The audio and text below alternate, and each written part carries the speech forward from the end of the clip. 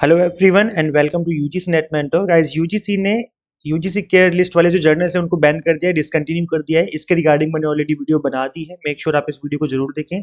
अगर आप assistant professor बनना चाहते हैं तो आपके लिए ये वीडियो जानना समझना, इस वीडियो में जो भी इन्फॉर्मेशन गिवन है उसको समझना बहुत जरूरी है।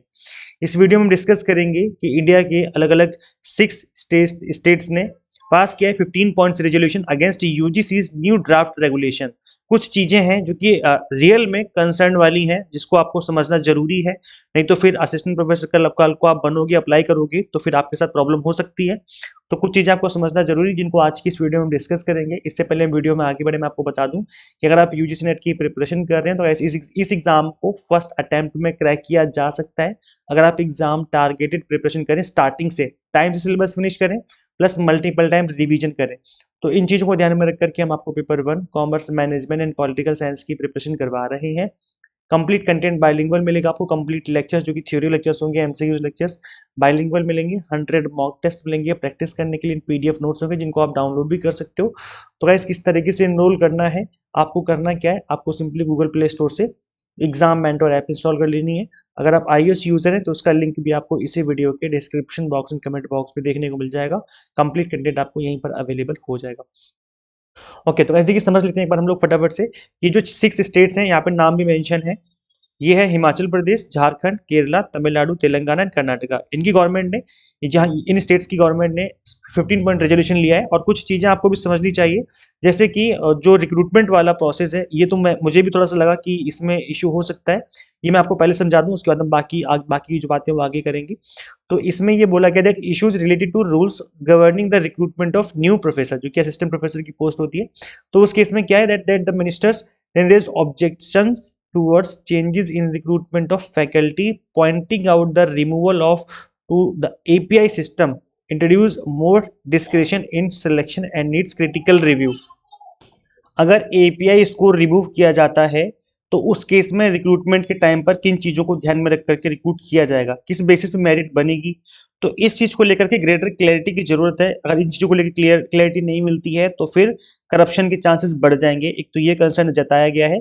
इसके अलावा एक बात यहाँ पे और बोलेगी जो कि बिल्कुल जेन्युइन है, that again the questions the eligibility rule for an assistant professorship especially for rule by which a person without a degree in core subject can apply। अब ये बोला गया है यूजीसी की न्यू गाइडलाइंस में कि अगर सपोज करो आपने बीएससी कर रखी है, फिर आपने एमएससी कर ली, और अगर आपने पीएचडी करी जो कि है मैनेजमेंट डिपार्टमेंट में, आपने पीएचडी करी मैनेजमेंट डिपार्टमेंट से, मैनेजमेंट की किसी सब्जेक्ट में करी है, किसी टॉपिक पे करी है, और फिर आपने यूजीसी नेट भी दिया था मैनेजमेंट वाले सब्जेक्ट में, तो इस केस में आप मैनेजमेंट में टीचिंग के लिए एलिजिबल हैं। आप मैनेजमेंट में टीचिंग कर सकते हैं। तो यहाँ पे ये बोला जा रहा है कि जब आपके पास कोर डिग्री नहीं है मैनेजमेंट की, तो उस केस में आप मैनेजमेंट डिपार्टमेंट में क्या पढ़ाओगे, कैसे पढ़ाओगे, उन सब्जेक्ट्स को कैसे हैंडल करोगे। तो ये एक जेन्युइन कंसर्न है। इसमें तो मुझे भी लगता है कि यहाँ पर एटलीस्ट एमएससी जो है, वो जो आपकी मास्टर डिग्री है, एटलीस्ट वो तो आपके टीचिंग सब्जेक्ट से रिलेटेड होनी ही चाहिए। इनफैक्ट बीएससी और एमएससी अगर आपने कर रखी है तो फिर आप साइंस वाले सब्जेक्ट ही पढ़ाएं, इसी में ही आप एलिजिबल हो। लेकिन यूजीसी ने ये बोला है कि जिस सब्जेक्ट में आप पीएचडी या फिर जिस सब्जेक्ट में आप नेट देते हो उसमें आप एलिजिबल हो जाओगे टीचिंग करने के लिए। तो ये एक जेन्युइन कंसर्न है, जिससे कि मुझे लगता है टीचिंग क्वालिटी आगे चल के गिर सकती है। वो टीचर क्या पढ़ाएंगे जिन्होंने खुद अलग स्ट्रीम से इन्होंने ग्रेजुएशन पोस्ट ग्रेजुएशन कर रखी होगी। तो ये एक जेन्युइन कंसर्न है जो कि यहाँ पर जताया गया है। इसके अलावा there are also provisions relating to guest faculty, किस बेसिस पे किस तरीके से रिक्रूटमेंट होगा यहाँ पर। इसके अलावा विजिटिंग प्रोफेसर्स कैसे रिक्रूट किए जाएंगे, एंड एमेरिटस प्रोफेसर्स किस तरीके से काम करेंगे। एमेरिटस प्रोफेसर मतलब होता है कि रिटायरमेंट के बाद, जब रिटायरमेंट के बाद आपको काम दिया जाता है, इनकेस आपको रिटेन किया गया कुछ टाइम पीरियड के लिए, फिर कुछ एक्स्ट्रा काम दिया गया करने के लिए, तो किस तरीके से किया जाएगा। इन सभी चीजों के ऊपर ग्रेटर क्लैरिटी की जरूरत है। मतलब रूल्स बनाओ लेकिन क्लैरिटी दो कि एग्जैक्ट क्या होने वाला है। एपीआई सिस्टम अगर हटेगा तो उसके जगह पर किस तरीके से आप रिक्रूट करेंगे, मेरिट किस बेसिस पे बनेगी, इन चीजों को लेकर के बहुत ज्यादा क्लैरिटी की जरूरत है। अदरवाइज करप्शन बहुत ज्यादा बढ़ जाएगा अपकमिंग डेज में, अपकमिंग ईयर्स में। इसके अलावा इन्होंने एक चीज और यहाँ पर जताई है इन 6 स्टेट्स ने, that is federalism and higher education autonomy. Federalism आप सभी को पता होगा कि ये मिलीजुली सरकार होती है, कि कुछ पावर जो है वो सेंट्रल गवर्नमेंट के पास रहती है, कुछ पावर स्टेट गवर्नमेंट के पास रहती है, दोनों मिल करके जो है वो काम करते हैं अपने अपने लेवल पे। तो यहाँ पे ये बोला जा रहा है that is in his statement highlighted the importance of federalism in governance. He stressed the center should respect the rights of state government, especially when it comes to the higher education. He further stated that NEP 2020 does not supersede constitutional principles and should not be used to justify regulations that undermine state autonomy. तो जब जो state government के vice chancellor, state universities के जो vice chancellor होंगे, उनके recruitment में state government का कोई हाथ नहीं होगा. Selection of vice chancellor for state public universities, one of the most continuous issues was the selection of VC जो कि state public universities में होंगे. The joint resolution also expressed the it concern that the draft regulation did not provide for the involvement of state government in the process which is a violation of the rightful power.